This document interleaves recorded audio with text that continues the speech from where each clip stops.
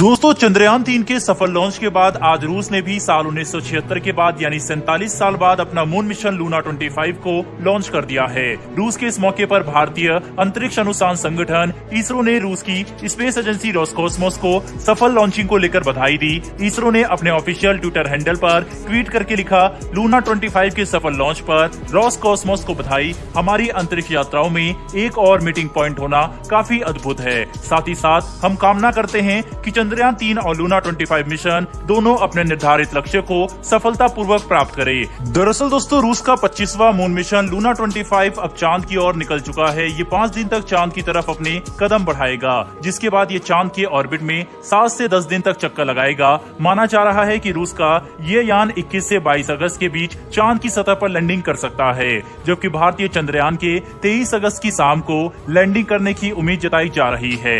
Luna 25 चंद्रमा की सतह पर साल भर काम करेगा।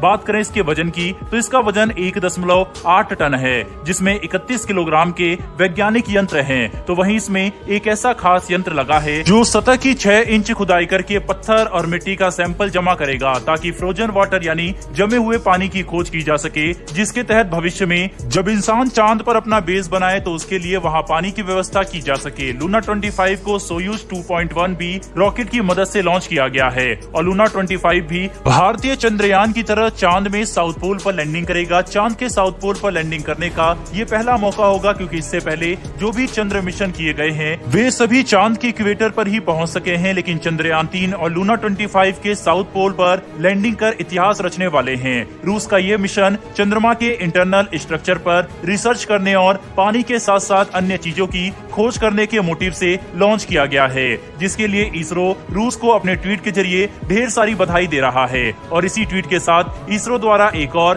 ट्वीट किया गया, जिसका स्क्रीनशॉट आप अपनी स्क्रीन पर देख सकते हैं। दरअसल दोस्तों, 14 जुलाई 2023 को चंद्रयान 3 ने उड़ान भरी थी। जब चंद्रयान 3 अंतरिक्ष में पहुंचा, तब उसके लैंडर पर लगे लैंडर इमेजर कैमरे ने धरती की तस्वीर ली, जो कि नीली धरती के ऊपर सफेद बादलों की चादर सी बिछी हुई दिख रही थी। जिसके बाद 5 अगस्त को जब चंद्रयान 3 चंद्रमा की कक्षा में गया, तब उसके लैंडर के ही दूसरे कैमरे यानी लैंडर हॉरिजॉन्टल वेलोसिटी कैमरा ने चांद की सतह की तस्वीर ली। LHVC असल में लैंडर के निचले हिस्से में लगा है, वह जमीन के हिस्से की तस्वीर लेता है, वह भी अपनी पूरी गति में, ताकि लैंडर के उतरने और हेलीकॉप्टर की तरह हवा में तैरते रहने की गति पता चल सके और साथ ही आने वाले खतरों का अंदाजा हो सके। दोस्तों, इस समय चंद्रयान 3 तेजी से अपने लक्ष्य की ओर बढ़ रहा है। इसी बीच इसरो ने गुरुवार को चंद्रयान 3 के लैंडर मॉड्यूल से ली गई चंद्रमा और पृथ्वी की ताजा छवियों का एक सेट शेयर किया, जिसमें इसरो ने एक साथ 2 तस्वीर जारी करते हुए बताया कि एक तस्वीर पृथ्वी की है, जिसे लैंडर कैमरे ने लॉन्च के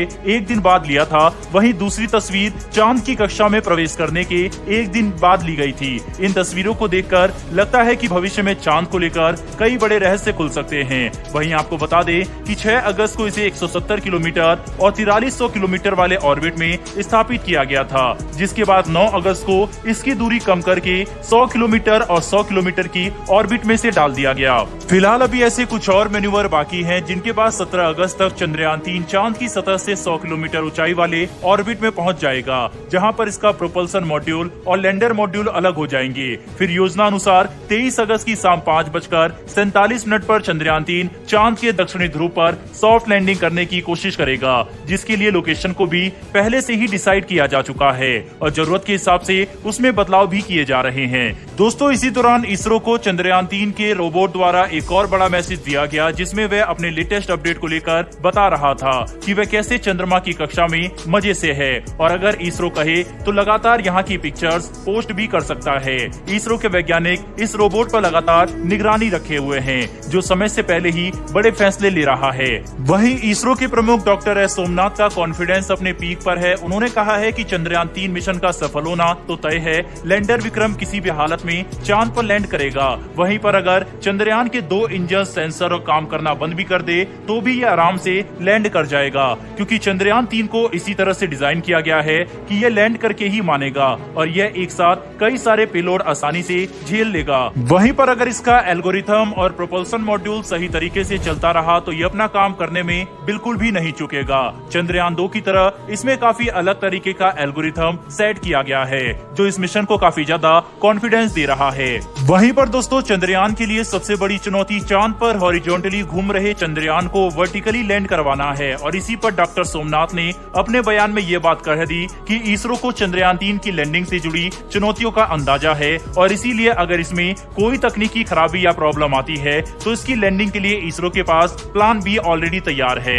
उन्होंने भारतीय जनता को विश्वास दिलाया कि अब कुछ भी हो जाए इसरो भारत की शान चंद्रयान मिशन को बाई हुक और बाई क्रूक सक्सेसफुली लैंड कराकर ही रहेगा, फिर चाहे कोई भी चुनौती उसके रास्ते में आ जाए। दोस्तों हमारे वैज्ञानिकों के इस कॉन्फिडेंस के लिए कमेंट बॉक्स में एक जय हिंद तो बनता है। साथ ही अगर आपको ये इन्फॉर्मेशन और वीडियो पसंद आई हो तो मेरी एक छोटी सी रिक्वेस्ट है कि नीचे दिए गए सब्सक्राइब बटन को दबाकर बेल नोटिफिकेशन को ऑन कर ले, क्योंकि इस तरह की वीडियो हम आपके लिए डेली लेकर आते हैं। फिर मिलेंगे ऐसी एक नई वीडियो के साथ। धन्यवाद। जय हिंद।